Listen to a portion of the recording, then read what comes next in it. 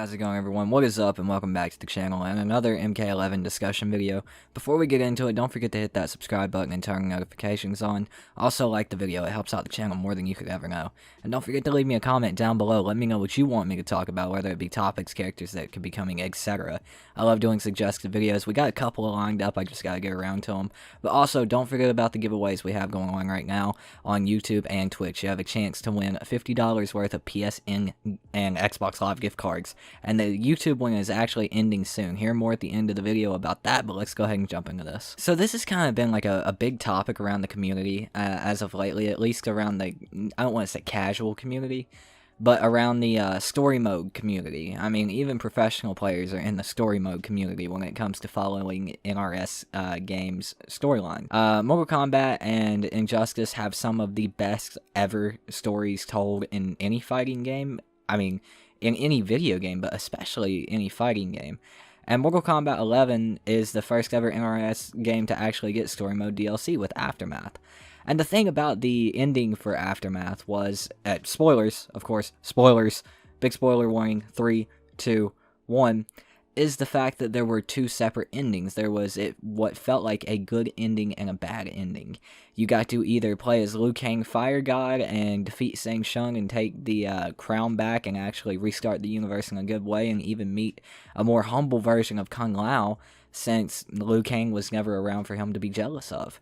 And for Shang Tsung's ending, he ends as the one and only Elder God, commanding Raiden and Fujin to conquer Outworld, Earth Realm, Chaos Realm, Order Realm, every realm.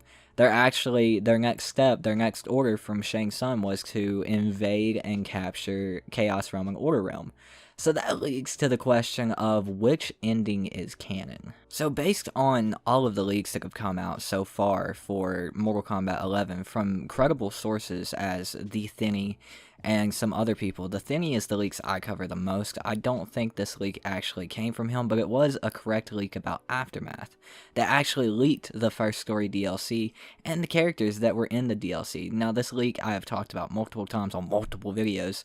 It also talks about an Aftermath Part 2. So when thinking about this ending and how the game actually ended, you have to really think about where the story could go from there and how it could play into a Part 2 DLC for a game that already has a story mode leading into MK11 and the story there. So with that being said, I really feel like the Shang Tsung ending has the most potential to actually carry forth a story as DLC and lead into another game. And my reasoning for that is the Liu Kang ending is just another good guy victory. It's just another W on the board for the good guys. The same way kind of MK9 ended, the same way MKX ended, the same way MK11 actually ended. It's just another big W for the good guys. So I feel like them making Shang Tsung's ending actually canon and the real ending for MK11 Aftermath gives a lot of potential to lead into Aftermath Part 2 and a big comeback story. Now, just because Shang Tsung rewrote time, I don't think, based on what we've seen so far, he's allowed to write out all of the people that were already in time. So people like Raiden and Fujin and Liu Kang and, you know, all of these characters, and Shao Kahn, even in Liu Kang's ending, he's recruiting Kung Lao for another tournament. Now, with that being said, Shang Tsung was able to alter the timeline enough to be the one and only Elder God, so that's something. But I also think that his ending could lead to a redemption story and a comeback story for the good guys. Seeing as they're going to capture Order Realm and Chaos Realm, that's a perfect opportunity to bring back a lot of 3D era characters. And I think that's the direction they're going to head in my personal opinion, because if they don't, it's just another play-by-play, one-for-one copy story of the last one. The good guys win at the end, there's another tournament and everything else. Ending with Shang Tsung's ending means that they can play into so many more things. 2 new realms, many new characters, a redemption story for Liu Kang, Kung Lao, Johnny Cage, all of the characters that we haven't seen in a while. Smoke, Rain. It gives a chance for all of these characters to come back and show their true allegiance. Even characters like Quan Chi and Melina, who have previously died in MK games. I think all of these characters return even in this ending. And it gives another huge story that they can follow up on. I mean, it doesn't have to be a complete redemption story all in Aftermath Part 2. It could be Aftermath Part 2 will be continued in MK12. That makes sense to me. They start on the path of redemption, they get to a point where they can stop and pick up with another full-fledged cinematic story in MK12 with new characters, returning characters from the 3D era, like Dagon and Taven and Havoc and, you know, so many other characters. Some old characters like Shujinko and Jarek and characters like that. Crazy characters that we haven't seen in a long fucking time.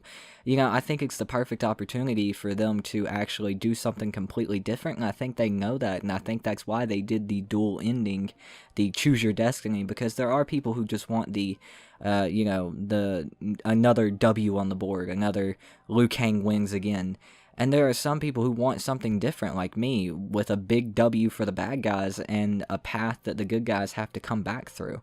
And I think that's just a really good idea, and I definitely think that's the direction they're heading in. So if I had to place my bets, I'd definitely say the Shang Tsung ending is the real ending.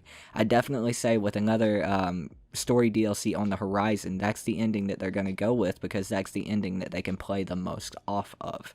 Now, as I've said in my previous videos, just because the leak came out, just because the first part of the leak was right, that doesn't mean the second part of the leak will be right.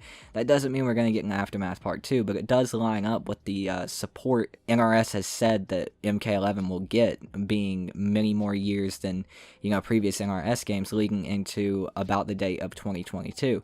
So it makes sense that we'll have another Aftermath, another story DLC, and this just makes sense to be the real ending to lead into that, because it is something very different. But with all that being said, guys, that's going to do it for this video. Let me know what you guys think about this in the comments below. I was kind of nervous to make this video because I don't know how well it's going to do, but I wanted to take the chance. I wanted to make it for you guys. If we don't do well today, we'll talk about something very interesting tomorrow, because I have a couple of ideas.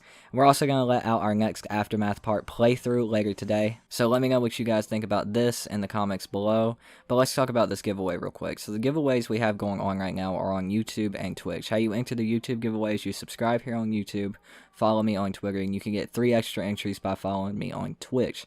I do keep up with it. And also you can get extra entries by retweeting every video that talks about this giveaway. It's over 20 at this point, so just find them.